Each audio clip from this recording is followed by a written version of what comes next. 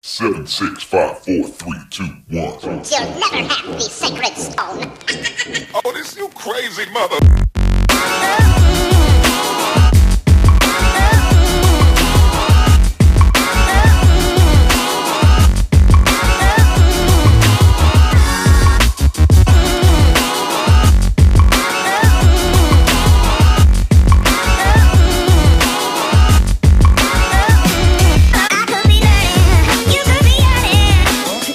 It's my privilege to be the moderator of this session, which means that I get to ask questions. I see many old friends here. We still have Vani Tripathi missing. I wish you were Vani.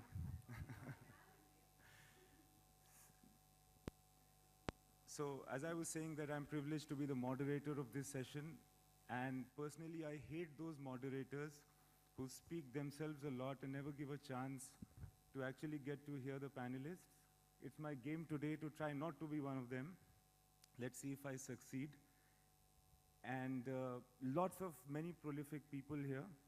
And I'm going to start the conversation very randomly. We'll try to make sense. A small introduction about myself for those who might know a little bit about me. I'll give you the reason why I'm entitled to be over here. It is that the first thing I ever directed on television was a show called Purukshetra, which was a chat show about women. Yes, ma'am, you were there. It was a chat show about men called Purukshetra with a female moderator. So history repeats itself in a different way, like Kabir Das ki ulti Vani. And I am here. Your female anchor is a member of parliament. My female anchor is a member of parliament. And if it had not been for Ajit Andhare over here, I would have been the only privileged male gentleman here. So just working in Purukshetra, as it happens, provided me a lot of insight and experience about women in this country, how things were changing, how interesting things were. And we, in this short discussion, are not going to perhaps come up with anything prolific, but we will mess around till you guys get a glimpse of the lives that we live, that each one of us lives, and in an experiential way, we leave something with you which is of interest. So I'm going to start with Ajit here. Are you getting this mic? Hello, hello. Hello. I'm going to start with you, Ajit. Would you like to say what you do? So I guess, first of all, again, I feel privileged to be here on this panel. Is the mic working? So sorry, Ajit. Yeah, the mic is working, I think. All right. Yeah. So save the moderator. I am the only one of the male species here. What do? Is I make films at Viacom 18 Motion Pictures. I think what we are talking about is breaking the glass ceiling and the misogyny and all of that. And happy to say that I think for us as a studio, the journey has been one where we possibly discovered this truth, very early. And a whole lot of films that we did, the heroism, did not come from the hero, which is what has happened for almost 50, 60 years in the industry. But the heroism actually came from the woman, and so we realized that, stories can source heroism. No, Ajit, let me try to add some personal touch and some controversy into the thing. Oh my God. Do you like women? Of course I do. Yeah? You feel happy? Would you like me to take a snap and send to you?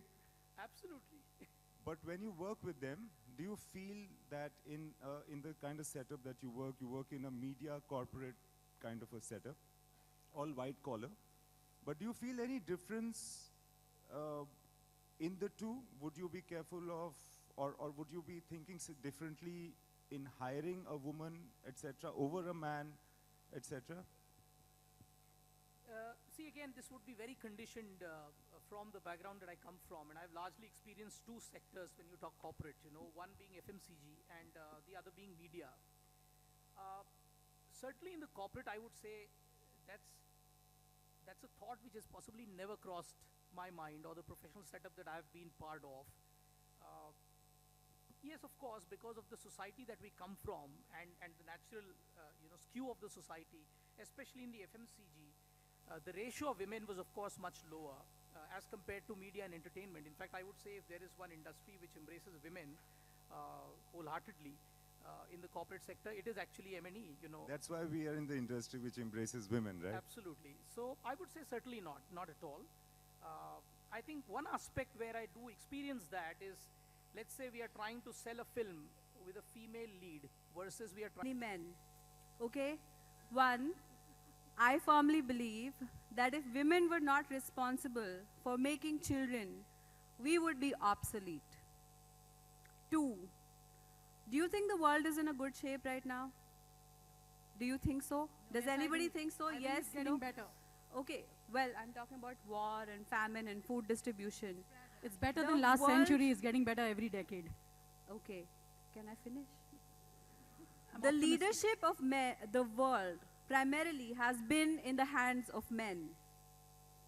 Give us a chance. We bring life into the world. We know the value of life. We were not prone to war so easily. Give us a chance. And three, women to get to the same stage as men in career or in any other field have to work twice as hard. And I think all women here would agree with me on that. I don't agree about the asking for it. Yeah. I believe like, that real power has to be taken and not given. Yes. So then why, who are you asking? I am not asking. I am saying it's happening. And we might as well brace for it. Because if we are going to live in the illusion that this country is going to become a superpower or that the wars will come to an end, and barring a few countries, more or less the laws are in favor of patriarchy, and it's so conditioned because feminism is not a biological thing. Just because I'm a woman, I'm not a feminist. Just because That's you're true. a man, It's you are not not that- patriarchal. Imtiaz, Right? Absolutely. have your good looks come in the way of your career? I would like to say, first of My all, good looks. Yeah. Okay. Can I just say something? Is Oh, your- it's the first has time he your- heard that, didn't he? Is Huh. your vision? It's a question just keeps getting asked to women, It's like, no, but are your I looks want, coming in the way of being taken seriously? I keep, Sona, yes, for I the want longest to- time. I want to say something that I'm not ashamed to admit. For the longest time, for most of the industry, I wasn't even good looking. I was only good looking for my mom and dad. Because I was little savli for a Punjabi, not a model-esque kind of figure. So thank you for the compliment. And no. No, I'm your fan. I think you're definitely one of the best actors we have. Thank you. Oh, yeah. I go to watch your films, and ever since I saw you first as Dolly, Yes. I could never forget. Can I say something here? Yes. It has- Just one Yes. thing.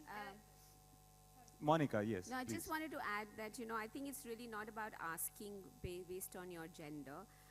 Anything, it needs to be gender agnostic in terms of whenever That's true. you I are believe that. looking for something, whether you are a particular role, that's a career opportunity, role opportunity. If the role demands it to be in terms of, in any form, it needs to be gender agnostic. I think what is happening by and large is that there is a perception, not a perception, but a reality in many cases about that it is assumed that being a woman, you will not be able to do those roles. And I'm again talking with reference to the corporate world. But so it's not about women's right and saying that give us a chance and we can prove men wrong. It's not men versus women really, as much Sure. as being, is that particular role or an opportunity for look at the talent, not the gender. That's I true. have a request to Yes, make ma'am. of any corporate person here, while here on the stage or otherwise, is that it all starts so early. I mean, last year I got into this controversy, one more controversy with the IIT Bombay issue, where I don't know if all of you were very busy, but I wrote this open letter finally after being invited for 3 years in a row to go and play their festival. Just to give you an idea, the specific request I have to make of brands and any corporate person sitting out here is, if you do really stand for the idea of equality and equal opportunity, when you are sponsoring even something as simple as a festival in a college campus, and you're not taking note about the fact that for 3 decades in a row, there are no female headliners, be it in music, be it in the literary section, be it in the theater section, be it in the stand-up comedy section, year after year, you are propagating the myth that the male is supreme. And at best, I'm a decorative add-on, or I can only come a third best. You're propagating that system and that hierarchy right from the very start. So while I'm traveling so much and performing so much, it breaks my heart to tell you that after I wrote that open letter, I used to at least perform in the female colleges. Because as I said, women for women is like understandable because we are going to discuss some very womanly issues. But for a female headliner to go with a band and even perform in a university, and you know, these are big, big festivals. They are always backed by the big brands. But nobody bothers to check that year after year, you have 5 days of performances, and it's always a male headliner. It's always a male headliner. And these are the little, I can only speak from my personal perspective. I'm sure the other professions well, have my their own personal requests. perspective is that when I was in Delhi University, I would love to go and see a female performing over any man. It is not even talent, it is love. But coming to Tanishta, we were talking about, yes, just Vani. one